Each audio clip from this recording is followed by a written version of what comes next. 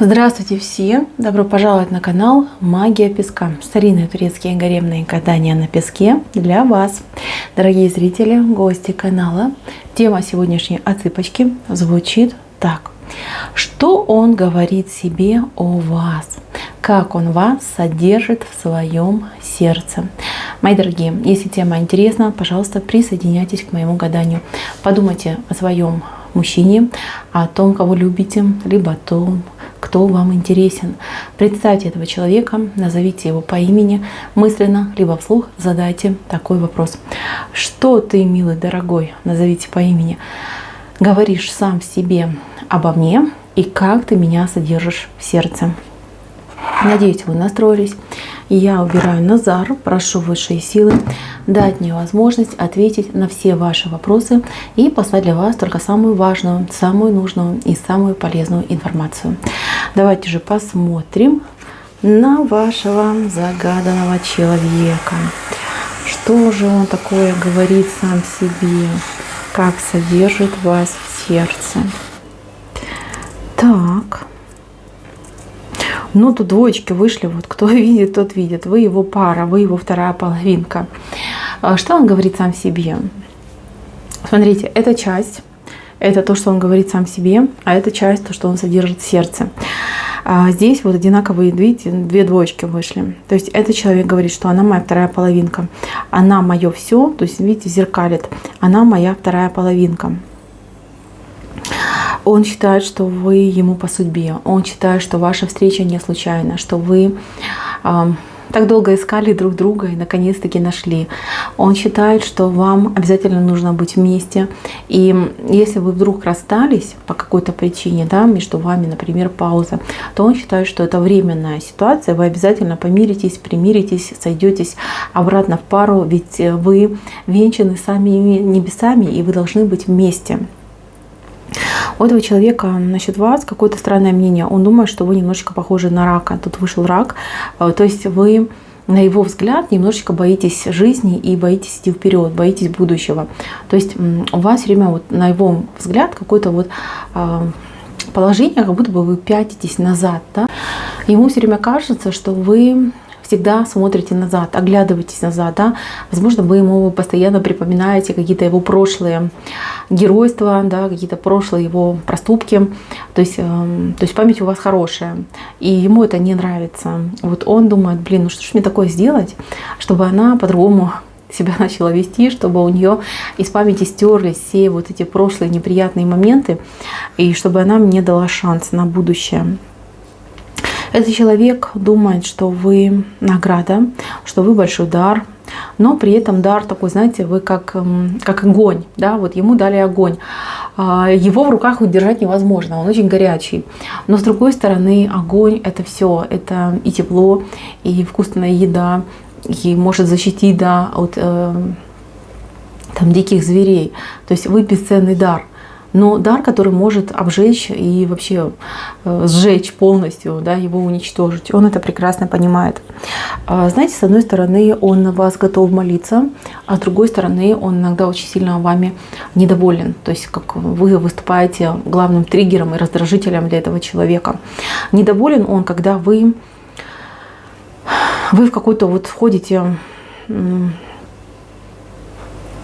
не знаю, вот цикл, наверное, какой-то, вот у вас как циклами как будто бы, вы за счет чего-то вот прям упрямитесь, вы становитесь такая несговорчивая, упираетесь, да, вот как это упрямая вы становитесь, и вас вообще невозможно переубедить, либо отговорить, либо поменять вашу точку зрения. Он ненавидит эти моменты, он ненавидит, когда вы становитесь такая упрямая. В эти моменты он готов, я не знаю, там, убежать из дома и больше никогда в нем не появляться. То есть вплоть до такого состояния вы доводите мужчину. Плюс он ненавидит моменты, когда вы долго его не прощаете. То есть да, он может там где-то что-то накосячить, как-то быть виноватым, и вы не идете на разговор. То есть он к вам там приходит, извиняется, там цветочки, там, не знаю, подарочки, а вы такая типа нет, и все. Вот он тоже эти моменты ненавидит. Он готов провалиться сквозь землю, да. Он готов не знаю, там отдать несколько лет из жизни, чтобы эта ситуация не повторялась. То есть как бы эти моменты, они его убивают. Он не знает, что делать, он чувствует себя нереально растерянным, растерзанным, и что ему делать, он не понимает. Поэтому, мои дорогие, вы на него очень сильно влияете, но влияете как вот раздражитель такой, знаете, триггер. Делайте что-то с этим, потому что здесь я вижу, если и дальше будет такая ситуация, то этот человек может просто вот из-за какого-то внутреннего со своего надрыва, психа, да, поступить очень опрометчиво, а потом будет всю жизнь об этом жалеть, и вы будете жалеть. Тут как бы я к вам обращаюсь, девочки, вот кто смотрит эту отсыпочку, будьте немножечко позговорчивые, будьте немножечко, ну, помудрее, наверное, да, вот простите, я не хочу никого обидеть, но вот какая-то мудрость, она...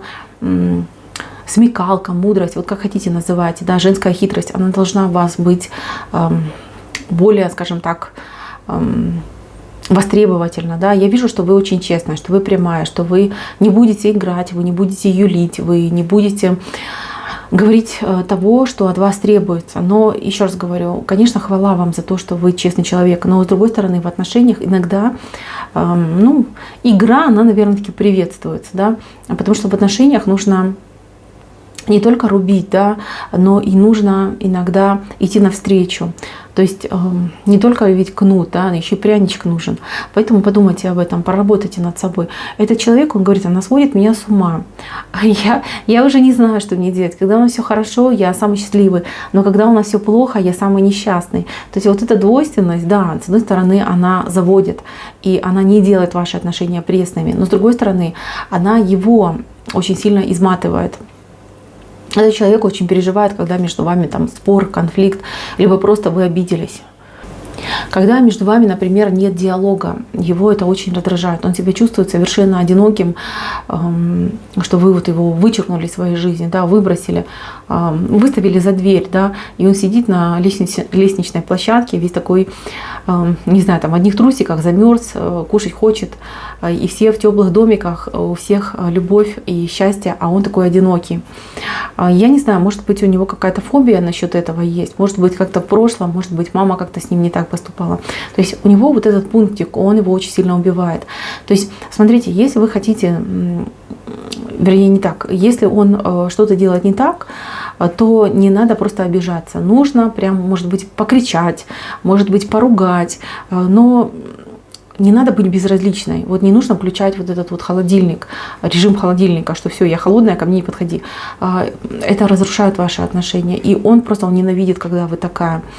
Еще раз говорю, если вы будете на него кричать, если вы будете там истерику закатывать, если вы будете там его обзывать, для него это будет более приемлемо, более понятно. Он иногда просто тупо не понимает, за что вы обиделись, что конкретно вас обидело. И я вам скажу еще такую вещь, что, скорее всего, 70% ваших споров и ссоров для него проходит просто мимо.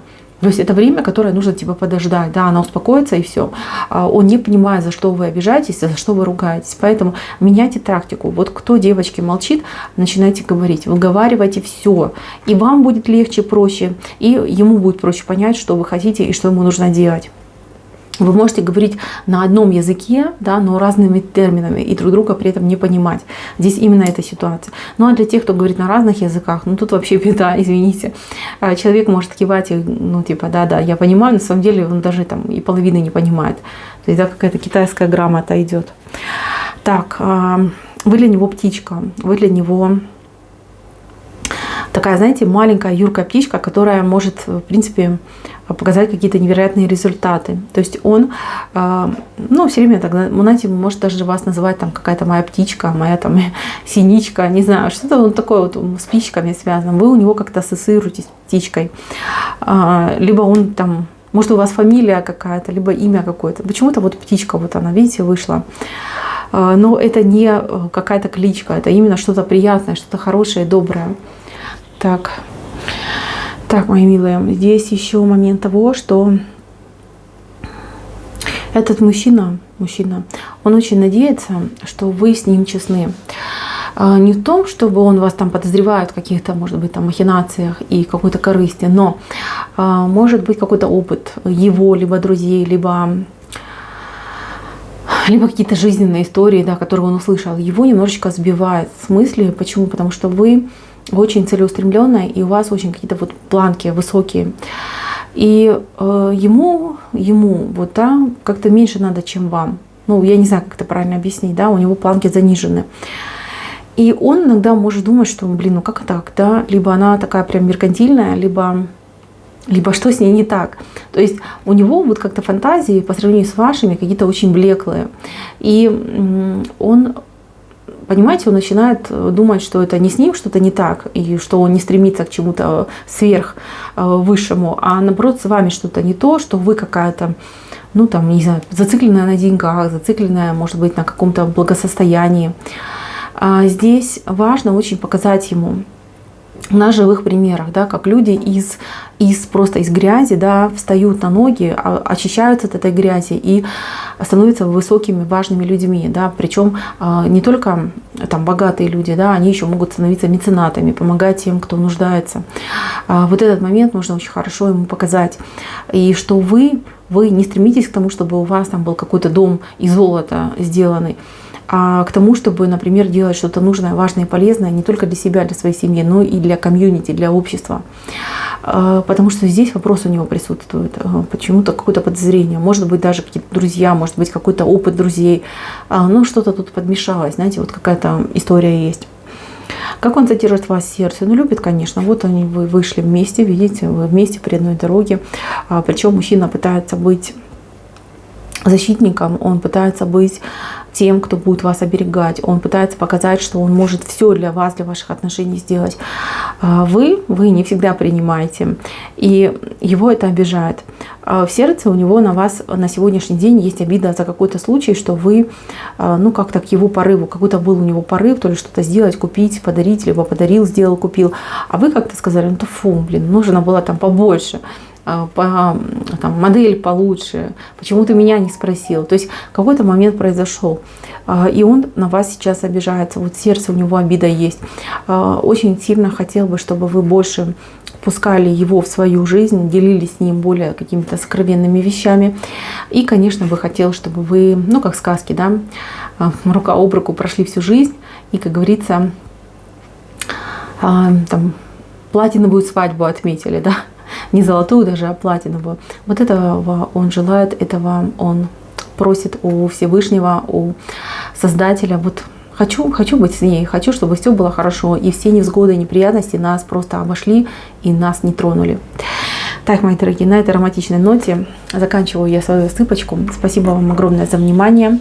Всем пока-пока.